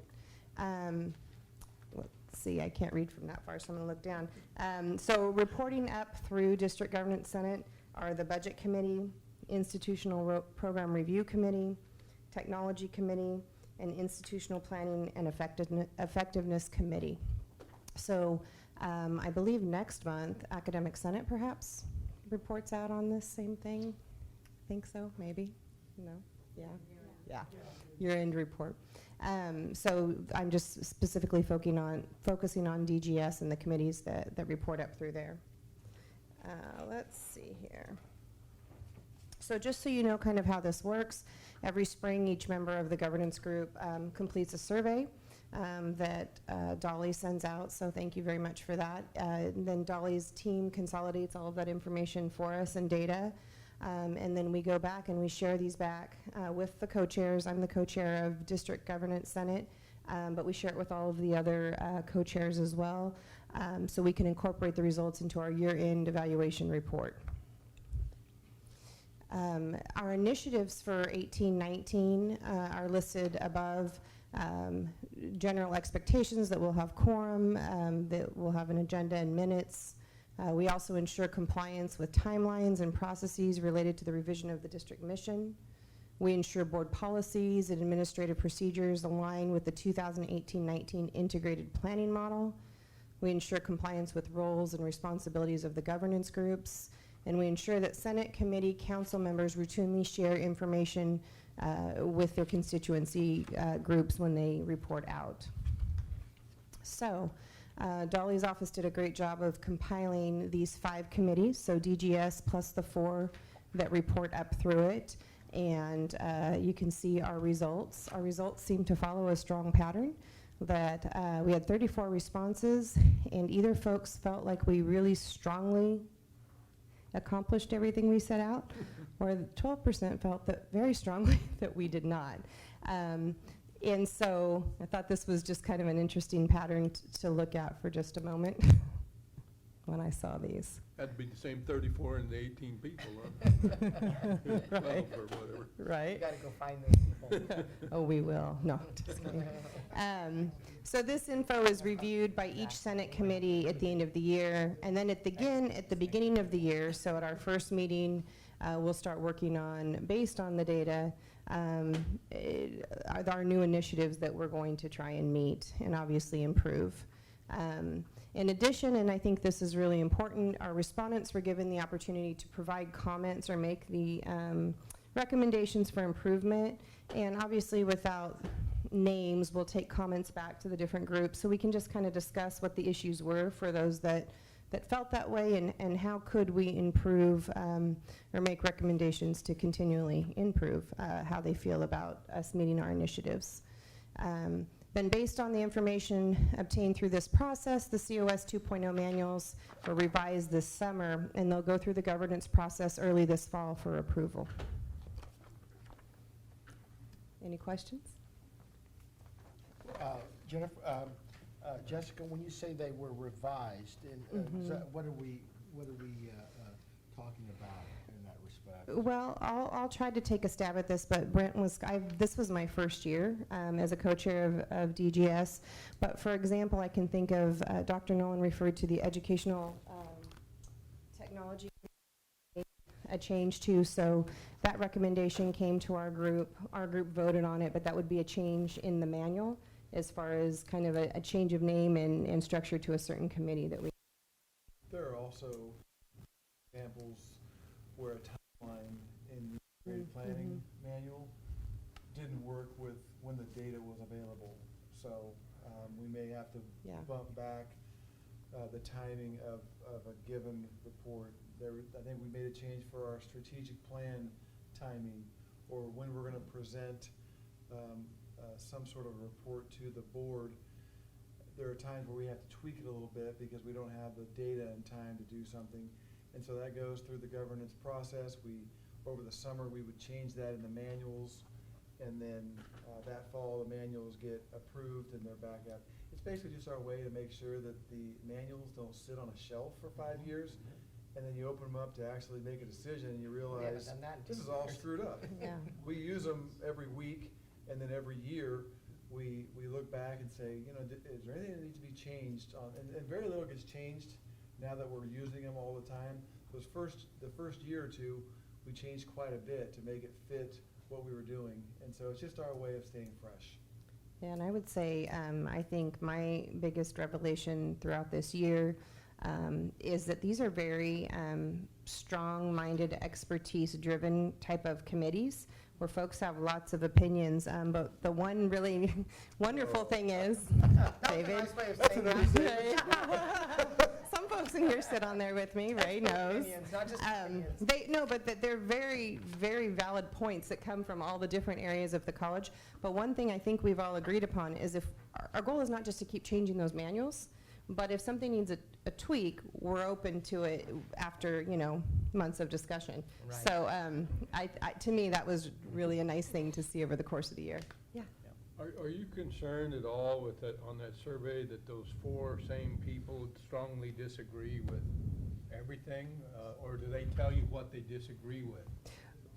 They probably will. Once again, this is a really strong set of individuals in all of our committees. So I think when we bring it up, I'm hoping that they will speak to it. What was it that consistently across committees did they It may not be feel this 4 way? people. It could be 2 people, because it's 34, well, it's 34 responses. Oh, but was it 34? I thought it was 34, so 88%, so it'd 34 total. probably be 3. So there are Exactly. individuals that are on one or more of those committees that are also on the District Governance Senate. And if you're on the District Governance Senate and 1 or 2 of those committees, then you'll take that same survey for that committee or that Senate multiple times.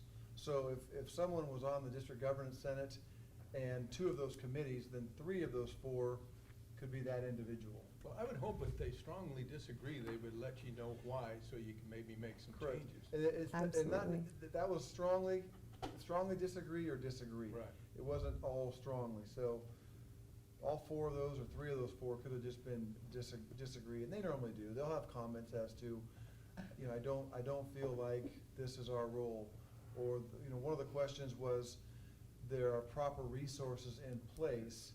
Well, all it took is for one of those committees to not feel like they had the resources to do a project they wanted to do, and you're gonna have 1 or 2 of them say, oh, I disagree, we didn't have enough resources. So to you're do-" not that concerned with it? No, I mean, when you have 30 that strongly agree, Right. or you're just gonna have some, but I don't think you ignore them. I think you use it, you look Yeah. at their comments, and you figure out if there's something we could be doing better, yes.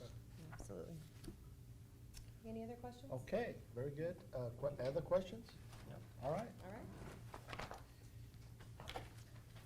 Up next is Mr. Bratch with the annual staffing. Is that you, John? Are you Mr. Bratch? I am Mr. Brash.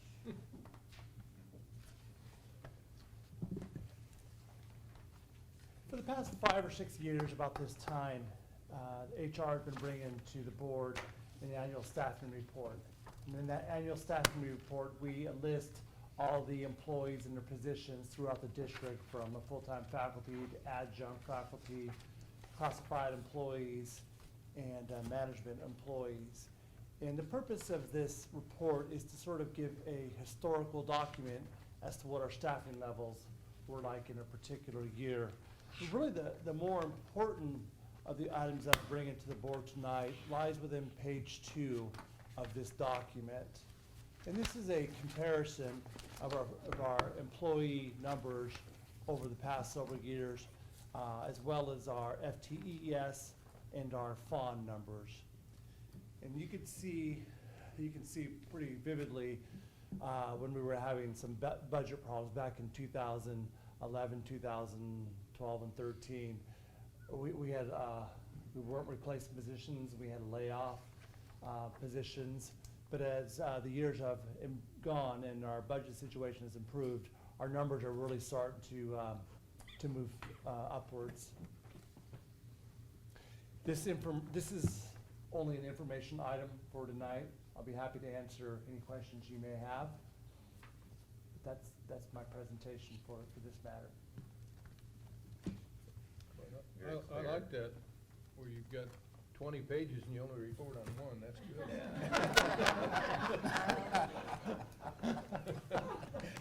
Well, I can go through all the adjunct faculty if you desire. He's learned over the years, Greg. Okay, I know that we have a question or two for you, John. Well, I have a comment, and I think it's gonna relate back to what Jessica said earlier, because I do know, looking back at the staffing reporting, and having been here a long time, our concern was always, are we staying in line with our number of students, with the number of managers we have, and the number of faculty, right? Is it a good mixture? We always, have those discussions. We know we have a FON. And so I think this is helpful to see where we were and where we are. And I'm gonna go back to the student success that we're having, and we can look back when we had 10,000 FTES back in 2010. And you look at the number of people that we had and as compared to now, and I'm gonna hope that those comments ring true, and we know that they are, because the data shows it, but our success rates are up because we have more people working directly with students. And our full-time faculty numbers are up, which I think, We always know there's a good combination and a number there. We don't know what that is. There could be discussion of people on both sides of that, but hopefully our ratios are good and now all that's proving true with our data numbers on student success. So I appreciate the report. Makes us look back and see where we were and where we are now and make sure we track those numbers so that we don't get off balance. Could you remind me what FON stands for? Academic obligation. Full-time obligation number. That is, the state requires us. Formula driven? Well, it's formula driven now. When they started the whole process, they just took a snapshot in time and as a proportion of your total enrollment, or your total faculty, I should say, the classes you teach, they gave you a percentage of your instruction with the goal of getting to 75-25. We're one of the few 10 colleges in the state that are close, like in the 70s.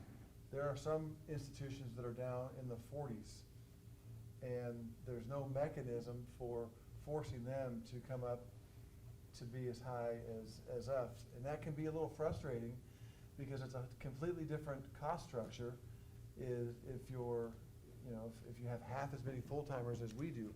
We completely support having 75% full-time instructors here, but I really wish that throughout the state it was the same way, because when we get into budget conversations at the state level, we never feel like we have enough advocates on our side of the fence, because budget decisions don't affect the college that has 45% full-time instruction.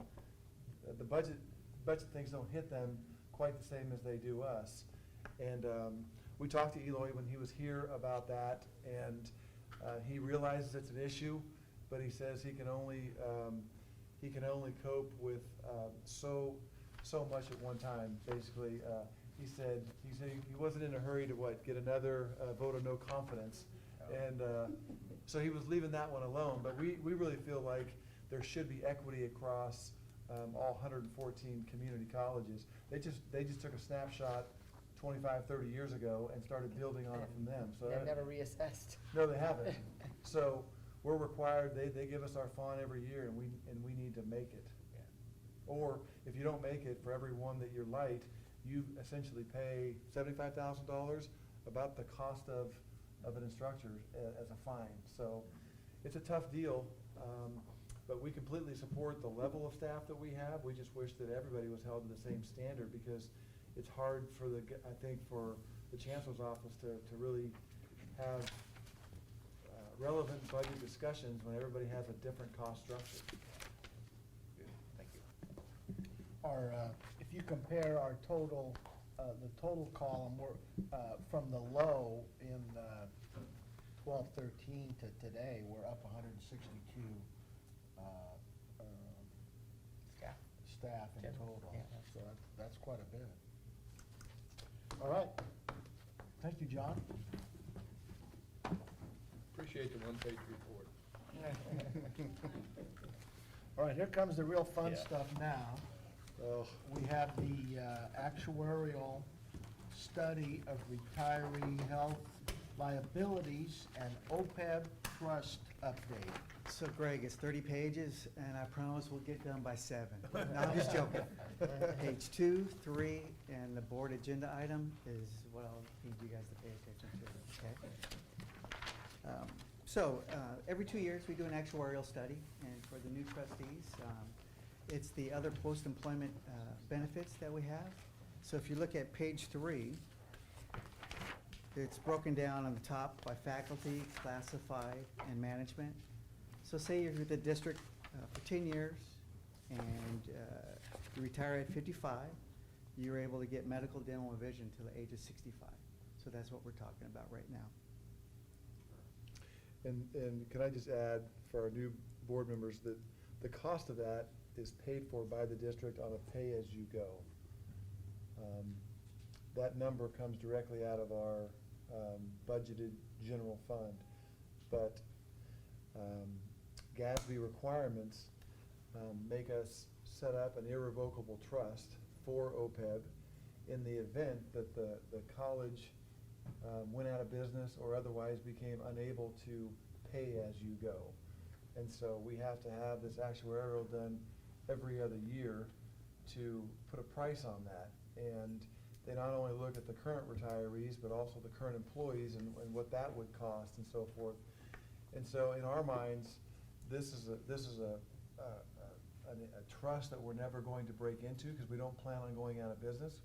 We plan on continuing to be in business and paying as we go. But the laws say that we have to have this money set aside. We've done a really good job of setting aside funds. Through the leadership of this board, we were fully funded as of last year. They changed the GASB requirements. Of course, they keep moving the target, so now we're gonna be a little bit light, but at the end of the day, we don't see this as something that we're going to ever have to use. It's just money that's set aside for all of our employees in the case that we became insolvent. So part of that is GASB 7475. So before 7475 came into being, districts were able to just footnote it on their audits. Now you actually have to put it in your balance statement and your income statement. And why that's important is because you see your liability if you have a big liability. For us, just recently, Moody's has upgraded our bond rating for Hanford and Tulare, so we're all the same now in Visalia. And that attributed to us almost fully funding the OPEB, the fiscal stability of the district, the assessed value of the community, and your ending fund balance. So that was good news. So this is important here because it does play in your credit rating. So if we ever go out for another bond, that's what the taxpayers and Standard & Poor's and Moody's will be looking for. Oh, this is all change. Yeah, it's all shooting up at one time, so bear with me. Again, 7475 does not require the plan to be fully funded, but it's highly encouraged. Again, there's very few districts that even making a dent to the OPEB. COS is very fortunate that you, through your leadership and the President's leadership, have made a commitment to fund OPEB. Again, some of the methodology and assumptions, and again, I have the pages there. The actuarial cost method, it started, and it's a new method. It's a average of a new employee coming at 34 years of age, and you retire at 61. So what it's telling you is the 27 years here that you're an employee, the district has to start putting money away, so when you retire at 61, they can pay your post-employment benefits. And then economic assumptions, the payroll increase about 2.75, your investment return about 6%. We're luckily we were getting about between 8 and 9% in our portfolio, and again inflation about 2.75. The FNP, that's what President Calvin was saying. What's in your trust account? And I'll get that in a second there. Non-economic assumptions, the bad one, your mortality rate, service requirement, participation rates, turnover. And again, that's all in your books between 19 and 20. Kind of goes over in depth on how this company comes up with the actuarial study. Again, as President Calvin alluded to, pay as you go, $852,000. That's in the actuarial study, but if you take a look at page 13, if you do that for me real quick, what it'll tell you is page 13, top right. Always a disclaimer, because I was grilling our chief accountant over there, Linda, and she reminded me on page 13, first paragraph, it says, estimates are certain to be inaccurate. What that means, it's a sampling. The company takes a sampling. So of the 852, I think we paid a little over 600,000. So That's worse language than a CPA. Did you hear that though? Sounds political to me. Did you hear that? We pay 600,000, and they use 852. And I'll also say at this time that TCS is one of the few, if not only, firms in the state that does community colleges. So there are certain things that I question about this to begin with, that being one of them. They estimate our pay-as-you-go to be 852. Where our actual is 600. Yes. Yeah. A little over 600,000. So there you start questioning the numbers. Right. So again, on page 2, bottom of this screen here, though, it says your total OPEB liability, $11.5 million. What's in the trust, At that time, 9.6 million. So you net those from each other, the unfunded liability at the time was $1.9 million. That was last year. That was last year, June of 2018. That was last year in this new format that they came up with, because last year, when we put in $1 million in the fall, in the old format, we came to be even. So now with this new format, they make you go back 2 years and look at it. So now he'll show you what it is based on our new FNP from last fall's $1 million, and we're a little under $1 million, right? Yes, so left-hand side, the left-hand side chart is what's in your book, the blue book. And on the right-hand side is your, what's in the FMP as of June 30th of 19, so 10.5 million. So if you take the actuarial study and you swap the two middles from the 9.6 to the 10.5, our unfunded liability is 971,000 at this point in time. And last year, we were pretty much funded up. Yes, because in the fall, we got to even, at least on paper, because the study's only done every 2 years. And so at that time, our total OPEB liability was about 10.5 million. And so when we put that $1 million in the fall of 2018, we got to even. And then this year, this spring, they do a new GASB, or a new study, a new actuarial study, and it brought our total liability up to 11.5 million. And so now we're down $1 million again. I just don't care for the fact that they go back, when they do a new actuarial, they go back to last year and they show the money that we had in our FNP from last June. It doesn't make sense to me. If we've got $10.5 million now, that's what should be used. They should compare the $10.5 million that we have in our FNP with our current OPEB liability, which is 11.5 million.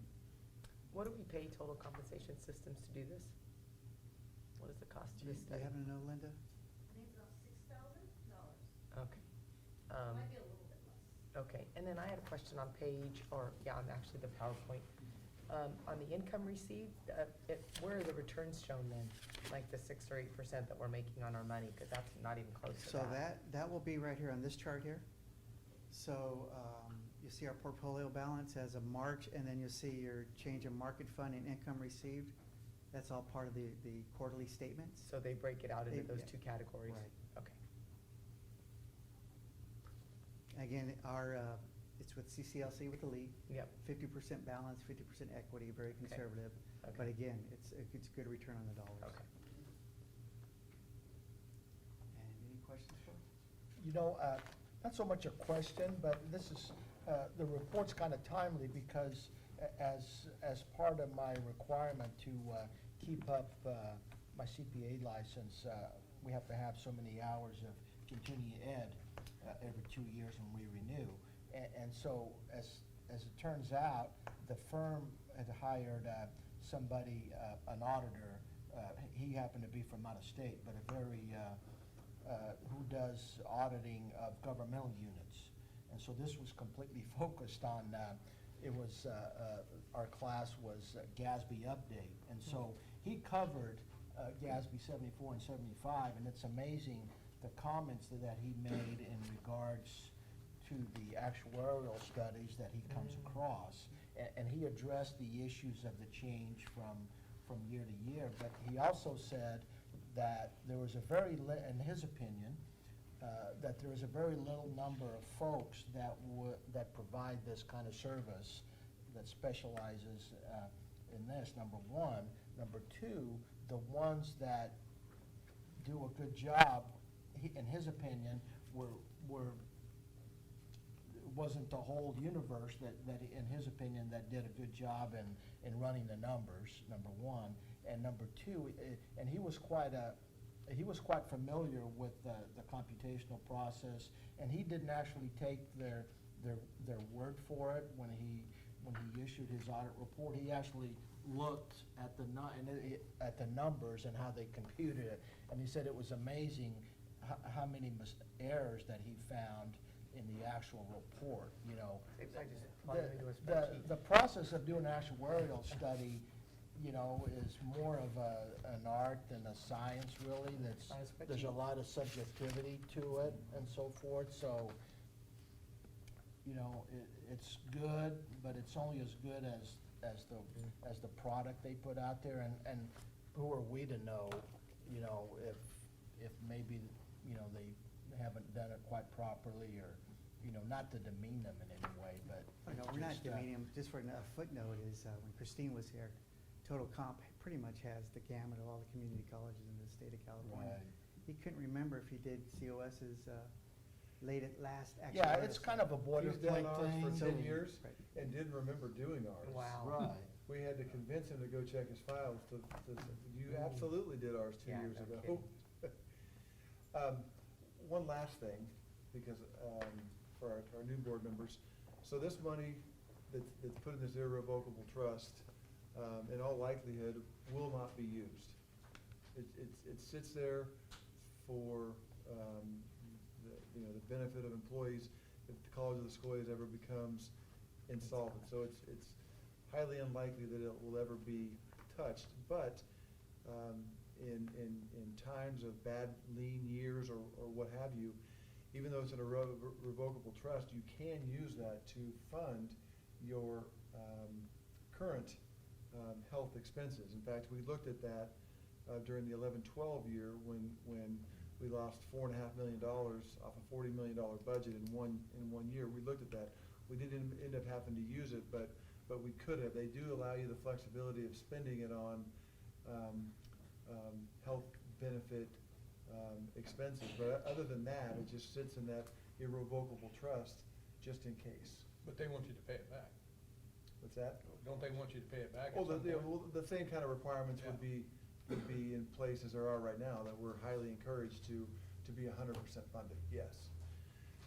So I guess just to wrap a bow around this, we're $970,000 under what our actuarial study says that we should be. So we'll be coming back to the board with a recommendation and a plan for fully funding it or chipping in towards it if you're so inclined, like we have in previous years. So I hope you enjoyed that 6 months of being fully funded. Because it's over. And we'll try to get you back there. Well, I would guess that, I mean, I don't know this for a fact, but that COS is probably in a better position than most other junior colleges throughout the state as far as the percentage of funding that we have, so. Absolutely. I'm not aware of, I'm sure there are other community colleges that are close to and/or at their actuarial, but they're few and far between. Yeah, that'd be kind of an interesting There are, chart to see. there are a lot of community where we colleges that rank. really haven't done much of this. Yeah. The basic aid districts, there's 3 or 4 in the state where they don't get traditional funding. Their property taxes Yes, cover their total Yes. funding for the year and then some. And so They're fully funded. they would probably be the ones that would be fully funded. As we pick up additional employees, I presume that's gonna mean that number continues to grow, right? So that, I mean, that's a consequence of Yeah, adding staff correct. and so on. That's one of the factors, yes. Yeah, sure. Okay, Ron, thank you for that, and, And you beat 7 o'clock, so. Just barely, Eric. all right, so, I think, that gets us to our consent calendar. And all items listed on consent calendar are considered routine and will be enacted by one motion. An item may be removed from the consent calendar at the request of any member of the Board of Trustees or any person in the audience and considered as a separate agenda item. So with that, I would entertain a motion to approve or to So move. pull an item. So move. Second. We have a motion and a second for the approval of the items on the consent calendar. If there's no further discussions, all those in favor, please signify by saying aye. Aye. Opposed? Consent calendar's approved, which moves us to item 11, and I see Mr. Bratch is making his way to the podium. Ratification of tendered agreement between the district and Costa on collective bargaining agreement. After 23 negotiation sessions, we were able to reach an agreement. And a whole lot of red vines. With Costa. But I tell you, it did go smoothly. There was not a whole lot of fight in these negotiations, and it made it pleasurable. But we did meet 23 times. But most of them are a couple of hours. It wasn't like we were meeting all day. As you know, our Costa Master Agreement expired this year, and the entire contract was open. So both sides had a number of items that they wished to address, primarily language changes. And I think for the most part, the language changes we did reach really clarified the process. And both sides went in there with the attitude of how to make college operations run smoother. And I think we did accomplish a lot with the language changes. But after all was said and done, we ended up with a 3-year master agreement. Its expiration is in June of 2022. Both sides will have the option to reopen salary and benefits in up to 2 articles over the next 2 years. The major agreement we reached here had to deal with salary, and we agreed upon a 4% salary increase over the academic salary schedule. We also did increase the health and welfare medical cap up by a little bit over $300 to raise it now to $16,544 per year. And outside of that, you have the language, the agreement in front of you. You could review the language changes, or I'd be happy to address any of those questions you may have. If not, I would ask that the board formally ratify the tentative agreement reached between the district and Costa. All right, questions for Mr. Bratch? So moved. Second. We have a motion and a second for the approval of the agreement reached between the district and Costa, as outlined by Mr. Bratch. If there's no further discussion, all those in favor, please signify by saying aye. Aye. Opposed? Motion carries. There we go. One down. All right, next up is the CSEA agreement, Mr. Bratch. Yes, this only took 2 sessions. And but we were only in reopeners this year. There was just not a whole lot to discuss, and it had to do with salary and benefits. And consistent with the Costa Master Agreement, both sides agreed to a 4% salary increase on the salary schedule, and we also increased the medical cap by the same amount that we increased Costa, which is a little bit over $300 a year was added to the medical cap. So with that being said, I would ask that the board formally approve or formally ratify the tentative agreement reached between the district and CSEA. I move we approve the tentative agreement. Second. We have a motion and a second for approval of the agreement reached between the district and CSEA for 2019 and 20 reopeners. All those in favor, please signify by saying aye. Aye. Opposed? Motion carries. There we go. And next up is under item 13, the COSAFA agreement. Mr. Bratch. Okay. You want to stick around, Greg, until this one comes out? I guess not. Leave Greg alone. The anticipation is nerve-wracking.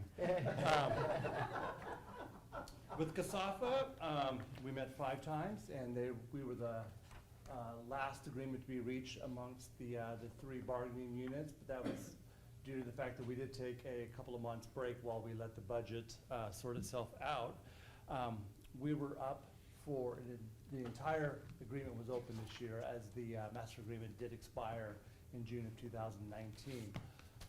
We did agree to a 3-year extension, or actually a 3-year new bargaining agreement. And the major provisions we reached in this one, of course, was a 4% salary increase on the CASAFA master or salary schedule that's consistent with what we reached with COSTA and CSEA. And we had a couple of language changes as well within the CASAFA master agreement. With that being said, I would ask that the board formally ratify the tentative agreement reached between CASAFA and the district. So move. Second. All right, we have a motion and a second for the approval of the agreement between the district and CASAFA, July 1 through June 22. If there are no further questions or discussion, all those in favor, please signify by saying aye. Aye. Opposed? Motion carries. There we go. All right, and one last item for Mr. Bratch, approval to increase salary schedules and medical cap for management and confidential employees. Similar to the other bargaining units, before the management salary schedule can increase, or the medical cap for management employees and confidential employees can increase, we need board approval. And that's what I'm here for tonight, is to ask that the board increase the management salary schedule by 4%, which is in line with the agreements reached with CSEA, COSTA, and CASAFA. I would also ask that the board formally approve a medical cap of management employees and confidential employees to increase in the same amount as was previously granted to the other bargaining units. So moved. Second. All right, we have a motion and a second for approval to increase salary schedules and medical cap for management and confidential employees. Is there any further discussion? If not, all those in favor, please signify by saying aye. Aye. Opposed? Motion carries. All right, looks like we have, Yeah, just give it a we have made it through the agenda today on a 2-hour schedule, so thank you, all of you, for attending today, and we'll see you next month. We get involved with a lot of stuff. Yeah. Good to meet you. Nice